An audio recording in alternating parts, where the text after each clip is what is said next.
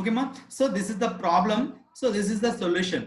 So ఇక్కడ మనం trading చూద్దామా, ఎలా ప్రిపేర్ చేద్దాం. So capital liability, so capital ఇక్కడ 1 by 1 వేసేద్దామండి, మీకు సింపుల్ ప్రాబ్లం. సో మీరు ఫస్ట్ ఏం చేయాలి, సో ఫైనల్ అకౌంట్ ఉండగానే trading account, profit and loss account ఒక పేజీలో ఫార్మాట్ డ్రా చేయండి. So debit column, so credit column, so balance sheet ఒక పేజీలో డ్రా చేయండి. సో ఇప్పుడు 1 by 1 ఎంటర్ చేసుకుంటూ వద్దామండి. So capital liability, so capital liability, so 20,000 liability కాలంలో ఎంటర్ చేసుకున్నాం. So next, so debtors 8,000 rupees, debtors asset 8,000 rupees debit కాలంలో enter చేసుకున్నామండి. So debtors 8,000 rupees. So next purchase 60,000. So trading account లో purchase 60,000. So purchase sir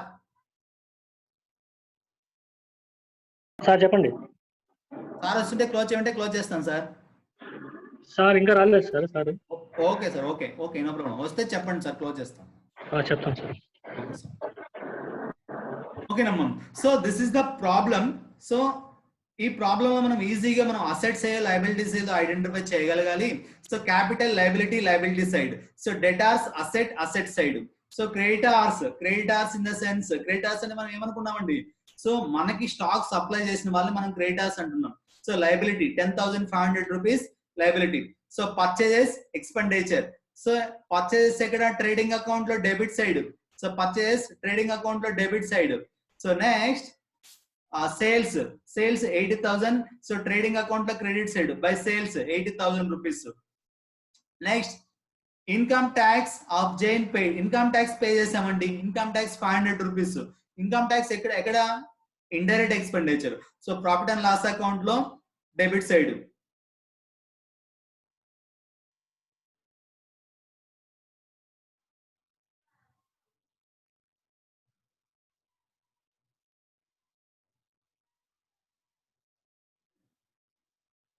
income tax paid 500 rupees.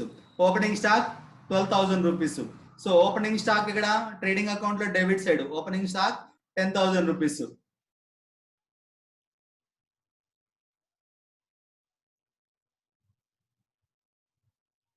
Seema. So ఇక్కడ income tax paid అంటున్నాం. ఇక్కడ income tax paid అంట, income tax of Jain paid. So ఇది drawing account అండి. So వాడి సొంత income tax pay చేస్తాడు, అది బిజినెస్ సంబంధం లేదు కదండి. అందుకే ఇక్కడ డ్రాయింగ్ అకౌంట్ లోంచి లెస్ చేస్తున్నాం ఇక్కడ.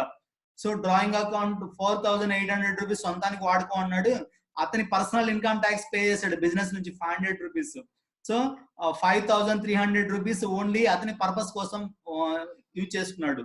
ఇన్కమ్ ఇక్కడ బిజినెస్ ఇన్కమ్ ట్యాక్స్ కాదండి, ఇది income tax of Jain paid 500 rupees. So next opening stock ఇక్కడ ఏంటి ట్రేడింగ్ అకౌంట్ లో debit side 1,200 rupees. So next office salaries expenditure, దీనికి అడ్జస్ట్మెంట్ ఉందండి. ఆఫీస్ సాలరీస్ ట్రేడింగ్ అకౌంట్ లో debit side. So office salaries and outstanding. Okay.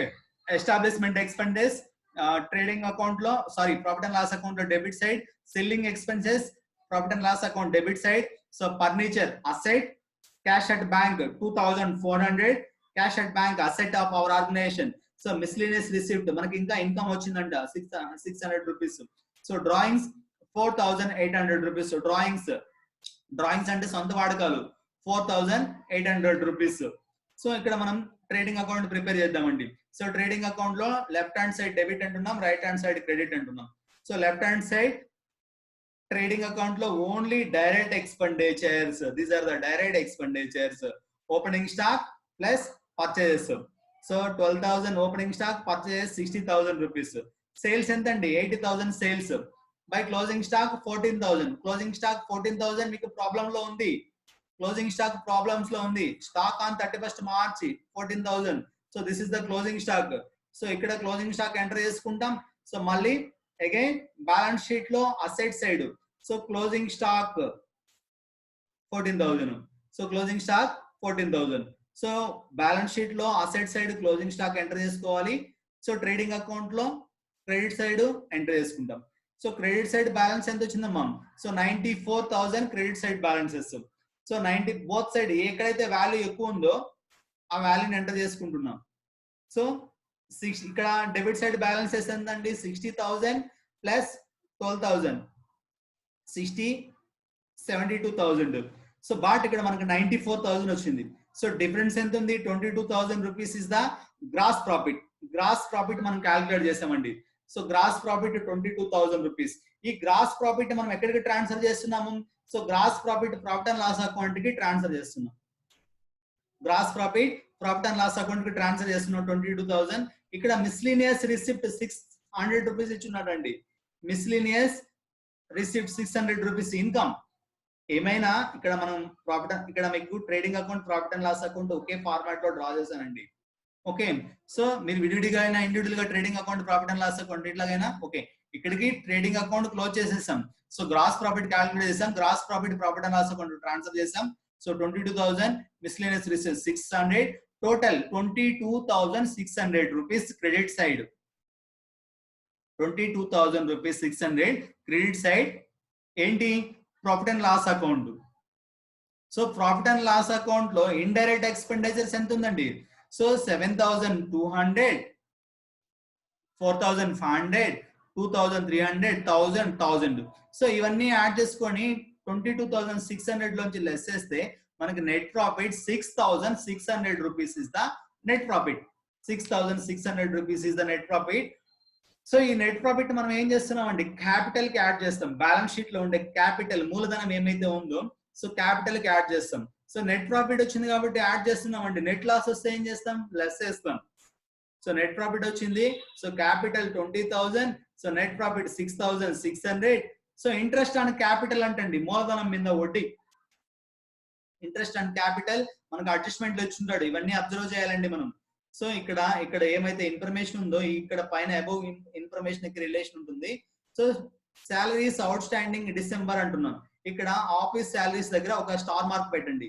ఎందుకంటే ఇక్కడ మనకి transaction దగ్గరికి రాగానే ఓకే దీనికి అడ్జస్ట్మెంట్ ఉంది 2 times పోస్ట్ చేయాలి. సో వన్స్ ఇక్కడ office salaries profit and loss account లో డెబిట్ సైడ్ సాలరీస్ కి యాడ్ చేస్తాం. ఇంకొక సైడ్ లయబిలిటీస్ లో అవుట్ స్టాండింగ్ సాలరీస్ లయబిలిటీస్ కి యాడ్ చేస్తున్నాం. అంటే ఇక్కడ ఉండే ఇన్ఫర్మేషన్ 2 times మనము పోస్ట్ చేయాలి అని రిమైండ్ చేసుకోవడానికి ఇక్కడ ఒక స్టార్ మార్క్ పెట్టండి. So next provide depreciation and furniture 10% అంటున్నాం. సో ఫర్నిచర్ మీద 10% డిప్రిసియేషన్ క్యాలిక్యులేట్ చేయాలంటండి. సో 10,000 రూపీస్ ఫర్నిచర్ ఉంది. ఈ ఫర్నిచర్ మనం యూజ్ చేసుకున్నందువల్ల దీని వాల్యూ ఏమవుతుంది? సో నెక్స్ట్ ఇయర్ కి దీని వాల్యూ ఒక ఇయర్ తర్వాత ఏమవుతుంది? రెడ్యూస్ అవుతుంది. దాన్ని మనం ఏమంటున్నాం? డిప్రిసియేషన్, తరుగుదల అంటున్నాం. ఓకే, మీకు అడ్జస్ట్మెంట్ ఇక్కడ సో డిప్రిసియేషన్ ఆన్ ఫర్నిచర్ 10% అని ఇచ్చేస్తున్నాడండి. సో 10,000 మీద 10% అంటే 10,000 ఇంటూ 10/100. సో 1,000 రూపీస్ డిప్రిసియేషన్ తీసేయాలండి. సో ఇక్కడ furniture on depreciation on furniture profit and loss account లో డెబిట్ సైడ్ 1,000 రూపీస్ యాడ్ చేసుకుంటాం. సో ఫర్నిచర్ అసెట్స్ లో 1,000 రూపీస్ నుంచి 10,000 నుంచి 1,000 రూపీస్ రెడ్యూస్ చేస్తాం. ఓకే, అంటే 2 times పోస్ట్ చేస్తాం కదండి ఇక్కడ. సో ఫర్నిచర్ కి ఒక సింబల్ పెట్టుకోండి. ఇక్కడికి రాగానే మనకి ఏమవుతుంది? ఓకే దీనికి అడ్జస్ట్మెంట్ ఉంది 2 times మనం పోస్ట్ చేయాలి. సో డిప్రిసియేషన్ ఆన్ ఫర్నిచర్ చూడండి. Depreciation on furniture 10,000 into 10%. So 1,000 rupees profit and loss account లో డెబిట్ సైడ్ ఎంటర్ చేస్తాం. So again furniture 10,000 rupees less 10% depreciation on furniture 1,000 rupees. So 9,000 rupees outer కాలంలో enter చేసుకున్నాం. Right, next so provide interest on capital for the year 5% per annum. So 5% per annum అంటున్నాం. So owner పెట్టిన capital కి, owner తీసుకొచ్చిన పెట్టుబడికి దాని మీద కానీ మన బిజినెస్ అంటే బిజినెస్ అనేది ఆర్టిఫిషియల్ పర్సన్. సో ఎవరి దగ్గర నుంచి అయితే అప్పు తీసుకున్నామో క్యాపిటల్ ఆల్సో లయబిలిటీ. సో దాని మీద 5% ఇంట్రెస్ట్ మనం ఇవ్వాలి అంటుంది company. So 20,000 rupees is the capital. 20,000 మీద 5% అంటే ఇంట్రెస్ట్ ఎంత అవుతుందండి? So interest on capital 20,000 into 5. So ఎంత అవుతుంది? 1,000 rupees. So depreciation on furniture 1,000 rupees, interest on capital 1,000 rupees. ఈ 1,000 రూపీస్ మనకి ఏమవుతుంది? కంపెనీకి ఎక్స్పెండిచర్. సో ఓనర్ కి ఓనర్ ఇచ్చిన అమౌంట్ కి వడ్డీ ఇస్తున్నామండి కంపెనీ. ఓకే, సో కాన్సెప్ట్ అర్థమవుతుంది కదండి.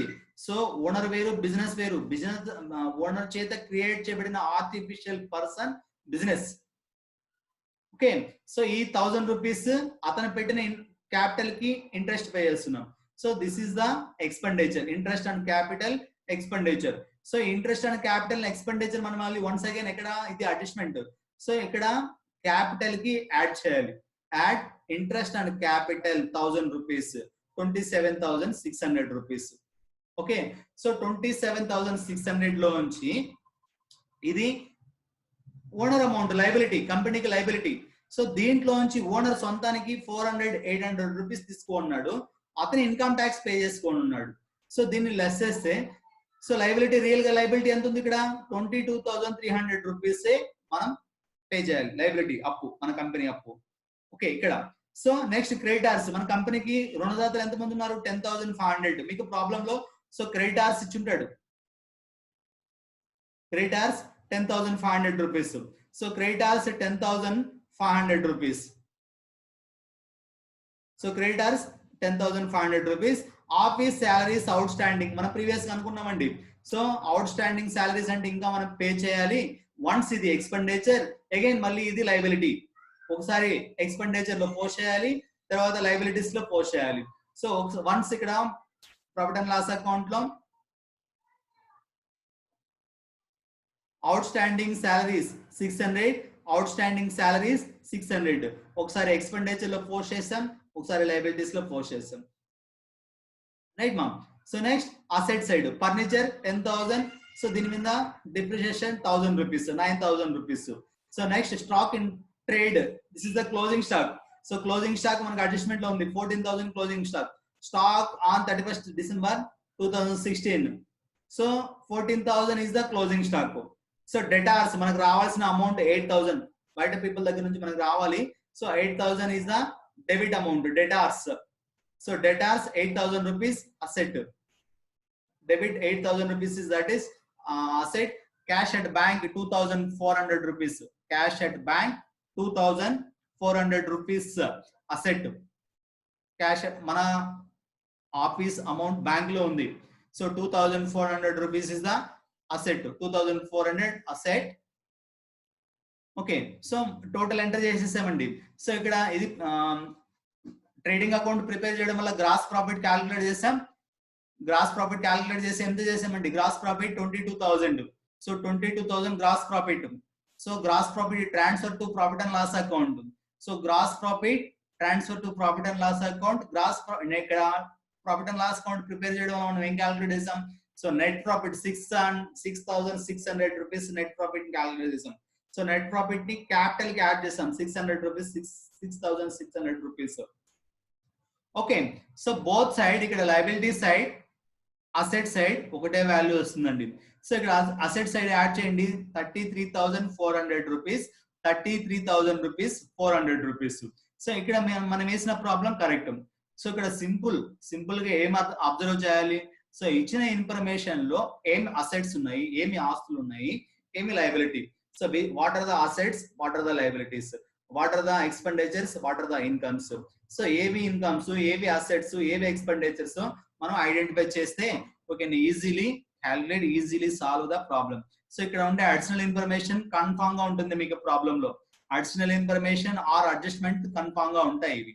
సో ఇక్కడ అడ్జస్ట్మెంట్ అడిషనల్ ఇన్ఫర్మేషన్ అంటే ఏం లేదండి, so depreciate on machinery, depreciate on buildings, so outstanding salaries, prepaid interest, prepaid rent, something ఇట్లా ఇస్తాడు.